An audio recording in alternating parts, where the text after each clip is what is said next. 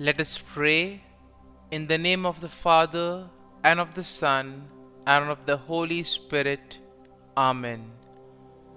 O Jesus, through the Immaculate Heart of Mary, I offer you my prayers, works, joys, and sufferings on this day for all the intentions of your Sacred Heart, in union with the holy sacrifice of the Mass throughout the world, in reparation for my sins, for the intentions of all my relatives and friends, and in particular for the intentions of the Holy Father. Amen. Let us pray for the intentions of the Holy Father for the month of March. For the new martyrs, we pray that those who risk their lives for the gospel in various parts of the world inflame the Church with their courage and missionary enthusiasm. Our Father, who art in heaven, hallowed be thy name. Thy kingdom come, thy will be done, on earth as it is in heaven. Give us this day our daily bread, and forgive us our trespasses, as we forgive those who trespass against us. And lead us not into temptation, but deliver us from evil. Amen. Hail Mary, full of grace, the Lord is with you. Blessed are you amongst women, and blessed is the fruit of thy womb, Jesus. Holy Mary, Mother of God, pray for us sinners, now and at the hour of our death. Amen.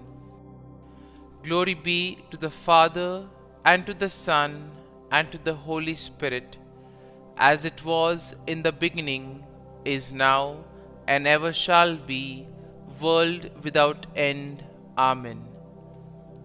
My dear friends, as we gather in the presence of the Lord, as we begin this new day, let us thank the Lord first and foremost for the gift of this day.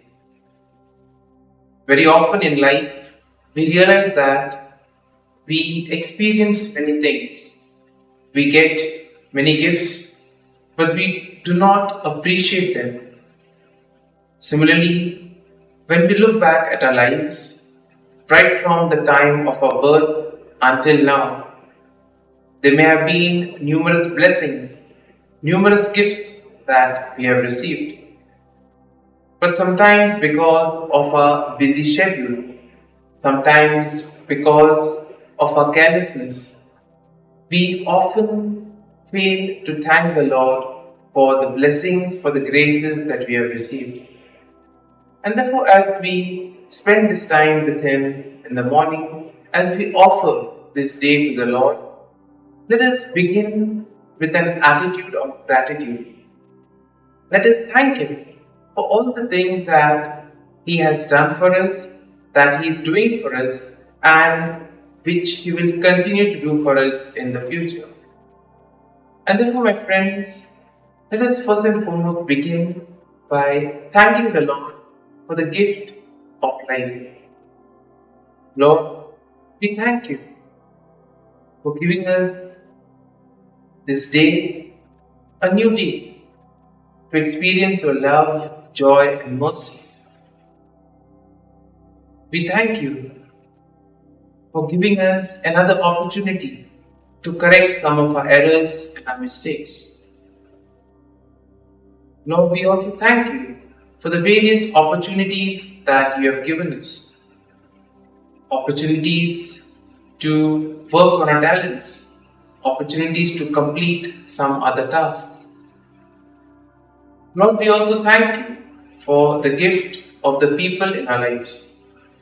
We thank you for our parents, friends, relatives, near and dear ones, and all those who play a very important role in our lives. Most importantly, Lord, we thank you for those people who have dedicated their time and energy and have helped us become who we are. It is because of the dedication, of the effort of these individuals that we have become who we are. And therefore, Lord, we ask you that you bless them abundantly. Lord, we also thank you for the numerous experiences that we have had. There have been some very good experiences which we will always cherish. But there have also been experiences that have been difficult, that have not been very easy. And therefore, Lord, we thank you for those experiences as well, because they have taught us a lot in life. These difficult experiences have helped us become better individuals. It has helped us to become stronger. And therefore, Lord, today we offer up to you everything, our difficulties, all our worries, and we place them at your feet. Lord, you said, come to me, all those who labor and are tired, and I will give you rest. All of us long for peace, all of us long for rest. And therefore, Lord, we come to you, knowing that you will give us rest, you will give us peace of mind, heart, and body.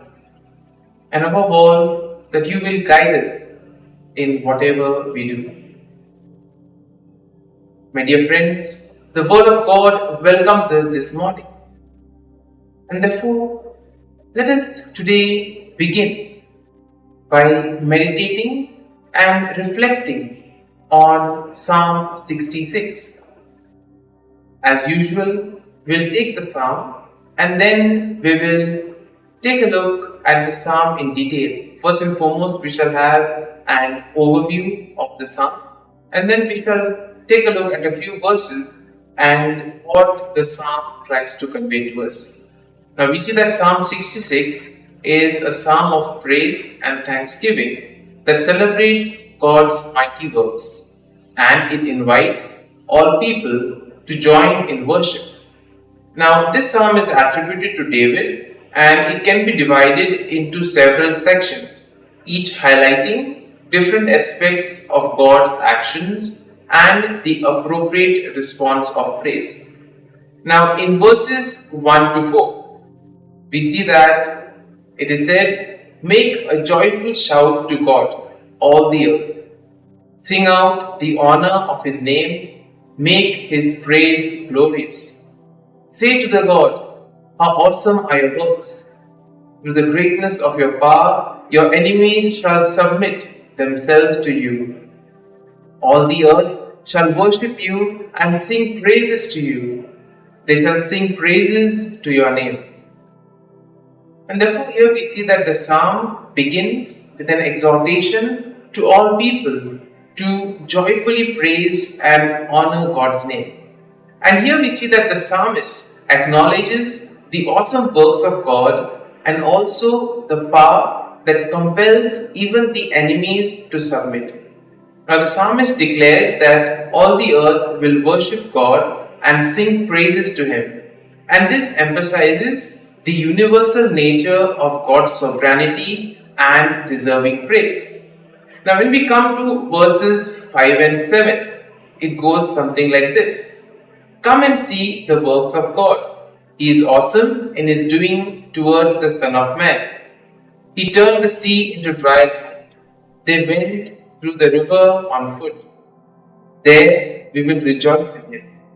And in these verses 5 to 7, here the psalmist invites the people to witness the incredible deeds of God. Now the psalmist recalls the crossing of the Red Sea and the Jordan River by the Israelites. And in this way, he tries to highlight God's power to part the waters and provide a way for his people. By citing this example, we see that the psalmist emphasizes the rejoicing that takes place in the presence of such miraculous acts. Now, even in our lives, we see that we may find difficult situations. We may find occasions where things appear very difficult. And it is in these moments when we approach the Lord, when we surrender ourselves to Him, He will prepare a way for us. Verses 8 to 12 go like this: Oh, bless our God, you people, and make the voice of His praise to be heard, who keeps our soul among the living and does not allow our feet to be moved. For you, O God, have tested us, you have refined us as silver is refined. You brought us into the net, you laid affliction on our backs. And by saying this, the psalmist calls on the nations to bless and praise God. Now, the psalmist acknowledges God's role as the protector of life and the one who has tested and refined his people through various challenges. And therefore, the imagery of being brought into the net and enduring affliction will speak of the challenges that were faced by the people of Israel and the refining process that they underwent. And in verses 13 to 15, it says, You have caused men to ride over our heads. We went through the fire and through water, but you brought us up to rich fulfillment. I will go into your house with burnt offering. I will pay you my vow, which my lips have uttered and my mouth has spoken when I was in trouble. And by saying this, the psalmist describes the hardships faced by people, including being oppressed and going through trials. And we see that despite these challenges, the psalmist acknowledges God's deliverance and restoration, leading to a state of rich fulfillment. Here we see that the psalmist expresses a desire to enter God's house with offerings and also to fulfill the vows made in times of trouble. And finally, in verses 16 to 20, the psalm goes like this: Come and hear, all you who fear God, and I will declare what He has done for my soul. I cried to Him with my mouth, and He was extolled with my tongue. If I regard iniquity in my heart, the Lord will not hear. But certainly God has heard me. He has attended to the voice of my prayer. Blessed be God, who has not turned away my prayer, nor His mercy from me. And here we see that the psalmist will invite those who fear God to listen as he recounts the ways God has worked in his life. Now, if we introspect into our lives, we see that God works in various ways. Sometimes we may not even be aware of it. But yes, the Lord has His own ways of working. Therefore, sometimes it is good that we take some time off and look and see what the Lord has done for us. And here the psalmist shares his personal experience of crying out to God, offering praise and being heard. The psalmist acknowledges the importance of a sincere heart and the Lord's responsiveness to genuine prayer. And therefore, if our intention is good, if we know what we are doing, then definitely the Lord will be there with us and we will feel the presence of the Lord. In whatever we do, in the activities that we perform, God's presence will be felt. And therefore, in summary, Psalm 66 can be seen as a powerful psalm that invites everyone to join in joyful praise and thanksgiving. It recounts historical events and highlights God's role in testing and refining His people. Now, the psalm also emphasizes the importance of sincere worship and trust in God's faithfulness. Therefore, the psalm serves as a reminder of God's sovereignty, His deliverance, and the necessity of responding with gratitude and reverence. And therefore, my dear friends, having heard and meditated on Psalm 66, let us now close our eyes and at this morning hour, let us thank the Lord. Let us praise the Lord. Let us glorify the Lord. Loving Father, You have given us the time in the morning You have been gracious to us. You have given us your Son, Jesus Christ, who has cleansed us from our sins. He has taken away all our sins and He has given us new life. Lord, as you have given us the Holy Spirit, we ask you, Lord, to bless us and protect us. For all that you have done for us, Lord, we thank you, we praise you, and we glorify you. You have protected us, Lord, and you have guarded us all through the night. And you have given us this morning up. For your great love and mercy, O Lord, we thank you, we praise you, and we glorify you. You protect us, O Lord, and you are always there to guide us and to be with us at every step of the way. And therefore, my dear friends, now let us spend a few moments in silence, meditating on this psalm. And let us see what touched us. There may be a verse that we were touched by when we read the psalm. And therefore, let us go back to this verse, let us go back to this word and see how does it apply to me? How can it help me to the will of God and become a better person?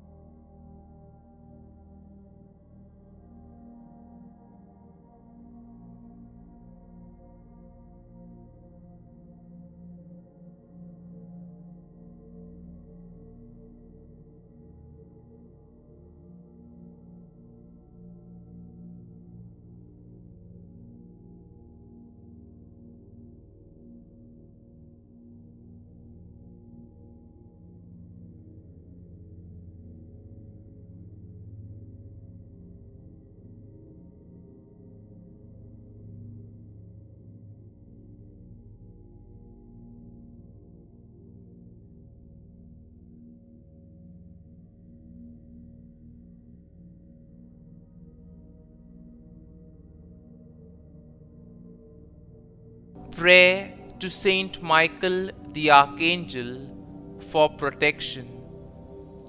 Saint Michael the Archangel, defend us in battle. Be our defense against the wickedness and snares of the devil. May God rebuke him, we humbly pray. And do thou, O Prince of the heavenly hosts, by the power of God, thrust into hell Satan and all the evil spirits who prowl about the world, seeking the ruin of souls. Amen. Act of Adoration. O Sacrament most holy, O Sacrament divine, all praise and all thanksgiving be every moment thine. Saint Gertrude, pray for souls in purgatory. Eternal Father, I offer thee the most precious blood of thy divine Son, Jesus, in union with the masses said throughout the world today, for all the holy souls in purgatory, for sinners everywhere, for sinners in the universal church, those in my own home and within my family. Amen. May the divine assistance remain always with us, and may the souls of the faithful departed through the mercy of God rest in peace. Amen. Glory be to the Father, and to the Son, and to the Holy Spirit, as it was in the beginning, is now, and ever shall be, world without end. Amen.